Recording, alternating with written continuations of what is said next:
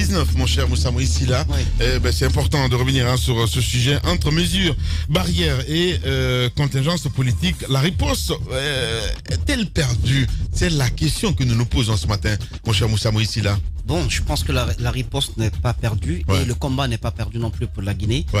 Sur les derniers chiffres, les chiffres qui datent d'hier, nous avons eu 0,4 décès, 76 confirmés sur 625 personnes qui ont été testées. Donc, il y a eu 42 guéris. Et je trouve que le combat, quand même, qui est mené par l'Agence nationale pour la sécurité sanitaire, le ministère de la Santé et le gouvernement, c'est un combat qui en train de porter des fruits. Ça atteint cet objectif. Quand on regarde ces derniers temps, Moussa, avec la campagne déjà qui a démarré, déguisée, je vais le dire comme ça. Oui, mais la campagne, elle va démarrer puisqu'il y a une présidentielle qui est programmée. Elle va plus être déguisée parce que le RPG a commencé. Mais pas pour autant, Moussa. On ne peut pas quand même interdire le FNDC. Écoutez, c'est ce que j'aimerais expliquer. Les grandes gueules. La campagne elle a commencé un peu tôt pour le RPG par rapport aux autres. L'opposition, le FNDC et les autres partis d'opposition se sont montrés plus respectueux des mesures barrières, du respect de toutes les mesures de prévention contre la Covid-19. Mais de l'autre côté, la marée jaune n'a absolument pas du tout adopté ces mesures. Alors là, donc, pas du tout. La Convention nationale, ça a commencé à la base, à l'intérieur du pays jusqu'au sommet. Donc, on a vu tout ce que s'est passé. Mais lorsque vous voulez vous regrouper de l'autre côté, on dit non, attendez, il y a la Covid-19, n'oubliez pas. Comme si la Covid avait une sorte de puce électronique qui se dirigeait uniquement exclusivement vers l'opposition. Donc, tout ce qui est jaune, ça ne touche pas. Alors que la Covid n'a pas de couleur. Que tu sois jaune, bleu ou blanc, en tout cas, dès que tu n'adoptes pas les mesures barrières, ça vous touche. Donc, je pense que sur le respect des mesures barrières, le RPG arc-en-ciel n'a pas du tout été un modèle. Du tout. Et voilà. Maintenant que le jeu est ouvert et que l'élection est programmée, ils ont accepté avec force parce qu'il a fallu faire quand même pression sur le pouvoir pour que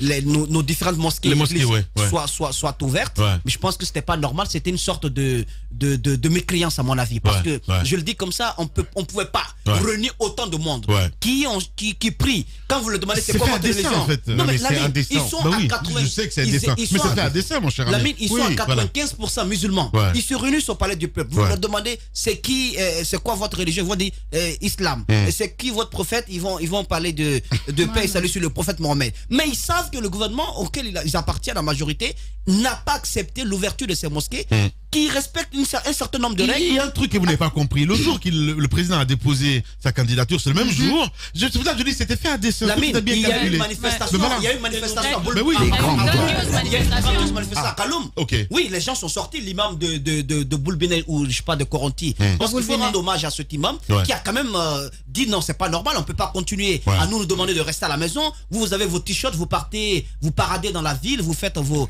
différents meetings politiques. Et nous, on nous demande de rester à la maison, c'est pas normal. Donc, c'est ce qui a poussé le président à changer de décision, donc à permettre l'ouverture des lieux de culte. Et on demanderait de réduire le temps du sermon et tout cela. Je pense qu'il faut laisser tomber ces baratins. Si les lieux de culte sont ouverts, qu'on permette à chacun de faire le sermon comme il entend, en respectant bien sûr les règles qui sont prescrites. Je pense que l'ANSS doit redoubler d'efforts. Maintenant que la campagne va commencer, maintenant que le jeu électoral est ouvert, il y aura des manifestations, il y aura des rassemblements de plus de 100 personnes, 200 personnes. C'est là où il faut être vigilant. En quoi faisant? C'est à eux de proposer des solutions. En quoi faisant? Parce que distanciation physique, mon œil. Tu vas dire ça à qui? Tu vas dire ça à un meeting qui est appelé à Ratoma, un meeting qui est appelé à Cancan, un meeting convoqué du côté de Kaloum. Il y aura quelle distanciation? Mais ils n'ont jamais respecté. Voilà. T'as vu Bobodi qui est sorti, je sais pas quand, la semaine dernière. Oui, je crois. C'est la folie. Il est encore là, celui-là. Oui, il est là. Oh mon Dieu. Non, je trouve que l'autorité sanitaire, le ministère de la Santé doit se mettre hors de ce jeu qui est lié à l'élection présidentielle. L'autorité de la santé, l'autorité que représente l'ANSS doit avoir pour vocation, en ces temps de turbulence, d'effervescence, de lutter contre la pandémie. Ils doivent proposer des solutions alternatives. Comment faire lors de ces campagnes pour que certaines mesures soient au moins appliquées? Qu'est-ce qu'il faut imposer? Je pense que la réflexion doit porter. Ils ne doivent pas là-bas arborer de t-shirt jaune ou de t-shirt rouge. Leur combat est plus sacré. C'est quand même de nous préserver, de préserver des vies. On verra bien, hein. Allez, qui vivra verra. Alors, allez-y. À mon avis, la question, est-ce que la riposte s'est perdue en chemin? Moi, je dis oui. Le pouvoir, on n'en parle même plus. Le pouvoir politique guinéen, le pouvoir politique guinéen, c'est le plomb dans l'aile de l'ANSS. il y a des mesures barrières qui sont à la fois édictées, j'ai envie de dire conjointement par le Conseil scientifique et puis l'ANSS. Ces mesures nous sont amenées à nous tous qui sommes sur le territoire guinéen. On dit distanciation sociale et toutes les autres mesures barrières que vous connaissez. Mais les premiers à les violer, le premier à les violer, c'est le président de la République. Et après lui, le RPG Arc-en-Ciel. C'est ce qui est en train d'être fait. Les membres du gouvernement, c'est la même ligne. On ne respecte pas ce qui est en train d'être proposé par l'ANSS. En fait, on rend son travail difficile. Et donc, je crois en vérité que les efforts de l'ANSS sont réduits à cause de toutes ces contingences, de tous ces calculs politiques et politiciens qu'il y a autour de la présidence de la République. Je veux, avant de progresser, reconnaître que au moins sur une chose, la Guinée a peut-être une leçon à vendre aux autres pays autour de nous. Parce qu'en termes de riposte sanitaire au Covid-19, la Guinée fait un bon travail si vous lisez les chiffres. Je trouve que ils méritent, ces soignants, ils méritent d'entendre notre reconnaissance, notre gratitude, mais surtout recevoir nos encouragements par rapport à la suite. Maintenant, deux remarques rapidement. Moi, je pense que les religieux n'auraient pas dû suivre l'absurdité des politiques. Moi, je pense qu'ils auraient dû dire non. Comme ils l'ont fait, par exemple, au Sénégal. Lorsque le président Macky Sall dit aux religieux, vous pouvez rouvrir. C'est pas le même contexte. Hein? Mais non, la mine, il y a une chose. Je parle en fait de la présence de la religion. Ils ont fermé les mosquées et les églises quand il y avait combien de contaminés? La centaine. Aujourd'hui, il y a plus de 1000 qui tournent, qui sont répertoriés.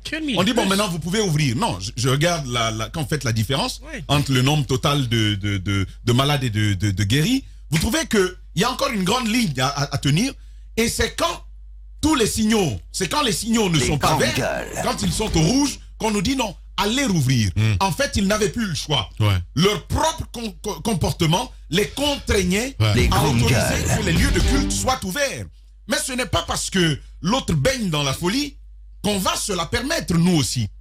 Ce sont des espaces clos, avec de la ventilation. Vous vous retrouvez à l'intérieur. Mon avis aurait été que le Conseil chrétien de Guinée, la Ligue islamique nationale, ne suivent pas ce type d'injonction parce que la menace, elle reste entière. Et réelle. Et aujourd'hui, le vrai enjeu, Lamine, c'est justement de questionner, de re-questionner l'articulation de la riposte, mais au-delà de cela, ouvrir ce petit box auquel on ne touche jamais, les finances à l'ANSS. Personne ne pose la question sur ces finances. La gestion d'Ebola, qui peut vous dire combien ont été dépensés? Combien ont été obtenus? Combien ont été dépensés? À quel poste de dépense poche de dépense c'est parti? Aujourd'hui, l'ANSS gère beaucoup d'argent. Même la primature n'a pas de regard là-dessus. Ça, c'est un premier regard. Le deuxième regard, c'est de questionner ce plan de riposte qui a été élaboré par la primature. Où en est-on aujourd'hui? Quel est l'impact de ce plan de riposte? Parce que c'est quand même quelque chose d'assez transversal. Question sanitaire, question sociale, question économique. Par rapport à la relance de l'activité économique, avec en tête l'agriculture, où est-ce qu'on en est? Je pense que il sera intéressant de pouvoir savoir ce qu'il en est véritablement. Merci beaucoup, mon cher ami. Allez-y, Madame Hiro. Écoutez, je pense que Lamine, si vous sortez dans la rue aujourd'hui, que vous voyez les Guinéens, vous comprendrez qu'il y a eu un relâchement total. Ça c'est vrai. Total. Pratiquement, les gens ne mettent plus les masques. Mais à partir du moment où l'OMS a dit qu'il faudra apprendre à vivre avec cette maladie, comme le palu, comme la typhoïde, comme d'autres maladies, les Guinéens se disent, d'accord, nous on a l'habitude d'avoir le palu, on se soigne et puis on guérit. Surtout quand l'exemple ne vient pas d'en haut. Justement, vous avez suivi la convention du RPG au palais. On nous dit que 15 personnes ont été testées positives. Mais ces personnes se sont frottées avec combien de personnes avant d'être testées? C'est là le problème. Je pense que quand on donne... La loi est dure, mais c'est la loi. Quand vous dites que ça c'est interdit, tout le monde devrait respecter. Mais il faut comprendre les religieux. Quand on dit que c'est interdit, on tient des conventions. On va à des assemblées générales des partis politiques, on rouvre les classes. Dans les classes, aujourd'hui, vous avez la pléthore dans certaines salles de classe. Même si on exige, on essaie de montrer aux gens, oui, que dans les salles de classe, on ne veut pas mettre beaucoup d'élèves. Mais imaginez dans certaines écoles où il y a suffisamment d'enfants. C'est toujours plein à craquer. Partez autour du mois, voyez comment les gens se frottent. Moi, je pense que c'est pour cela que les religieux se sont dit, mais pourquoi les autres et pas nous? Pourquoi nous, on ne peut pas aller prier dans les mosquées? Vendredi passé, j'étais à Madina, mais il fallait voir. comment c'était plein à craquer et pratiquement les gens ne mettent plus les masques. C'est là le problème. Et l'heure de fermeture est quasiment plus respectée. Justement, l'heure de fermeture des marchés, on avait dit 16 heures, mais ce n'est plus respecté. Personne ne contrôle plus ça. Tu vas au marché quand tu veux. Mais quand on donne l'exemple, les autres devraient suivre. Mais qu'est-ce que les policiers font? Ils embarquent ceux qu'ils veulent quand ils veulent se faire un peu d'argent. Ils prennent de l'argent avec eux, ils laissent d'autres passer. Je pense qu'il n'y a pas suffisamment de rigueur et l'exemple ne vient pas d'en haut. Et quand tu as vu un policier qui a mal porté sa bavette, mais il vient, il ne porte même pas ça. Et son masque, il vient te parler. Qui exige aux citoyens de payer 50 000 francs parce qu'il n'a pas porté sa bavette, je veux dire que c'est énorme dans ce pays. Mais au-delà de ça, les tenanciers de bars et autres aussi commencent à faire de la voix parce qu'ils ne comprennent pas comment les grands hôtels sont ouverts alors qu'eux, ils sont fermés. Donc, on est en train de tuer les petits entrepreneurs, le secteur économique primaire dans notre pays en parlant de Covid. Je veux dire encore une fois que l'ANSS, comme le disait en bas, ne peut rien en pareille circonstance. Et vous allez voir, au soir du 18 octobre ou au soir de la proclamation des résultats de la présidentielle, c'est en ce moment-là que le gouvernement ou l'État va ressortir cette idée de Covid-19 pour pouvoir, soi-disant, endormir les gens. Je pense qu'aujourd'hui, nous avons relâché parce que tout simplement le mauvais exemple est venu de là-haut. C'est tout. C'est tout. Donc pour conclure un peu sur ce sujet, moi je voudrais rappeler quelque chose, une règle fondamentale en République. La mère des mères, c'est la Constitution, la loi, la mère des mères. Je voudrais rappeler qu'elle prime sur les lois religieuses d'une République. Et je voudrais rappeler que l'absence d'État, l'absence de fermeté de l'État engendre toute la connerie qu'on est en train de vivre face au coronavirus.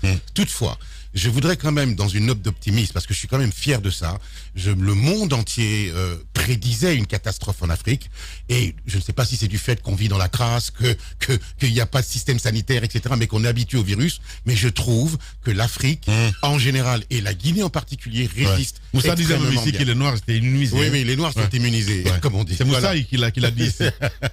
Voilà. Voilà, non, c'est tout ce que je voulais dire. Voilà. Sur la question, j'ai changé d'avis, vous savez, je raisonne comme la science, hein. Elle n'est pas statique, hein. Elle évolue. Aujourd'hui, le soleil se lève là, donc moi, je peux changer d'avis. S'il te plaît, Moussa. Mais quand on regarde un peu les chiffres, la mine, voilà, exactement. Sa parole n'est pas une montagne. Ma parole n'est pas une montagne. La mine. Non, mais elle peut accoucher d'une souris. Oui, non, mais on résiste tout de même, il a dit, Ahmed.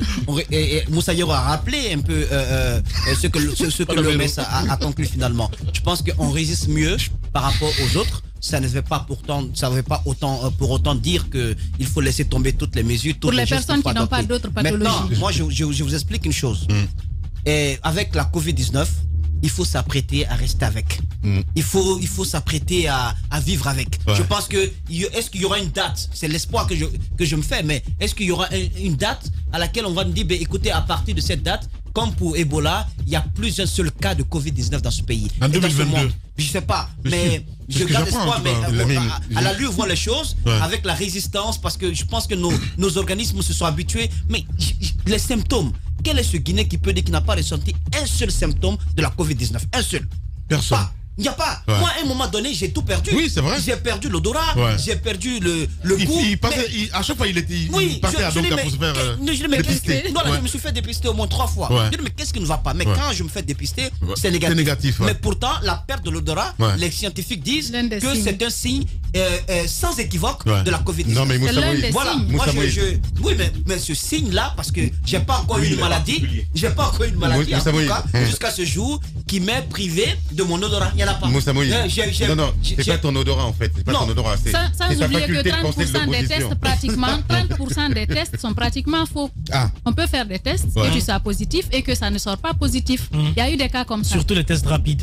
Donc je trouve que pendant la campagne, l'ANSS doit quand même sortir une sorte de protocole.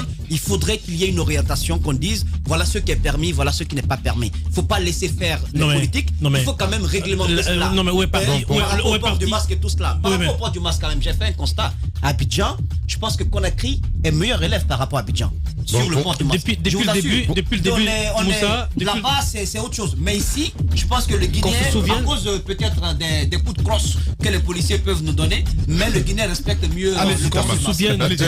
Non, la Côte d'Ivoire, c'est une autre histoire.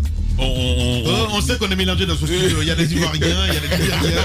Voilà. Il y a des Libériens. Les Libériens, faut pas oublier. Oui, je sais. Voilà. Eux, vous leur parlez. Il y a même les Ougandais maintenant. Ah ouais? Oui. C'est qui? Ahmed Kourouma.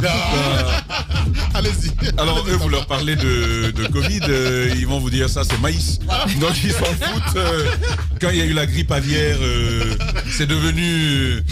on en a fait des chansons. Une chanson. Mais pour revenir à la situation guinéenne, vous vous rappelez de ce plan de riposte qu'ils avaient dénommé, intitulé Stop Covid en 60 jours.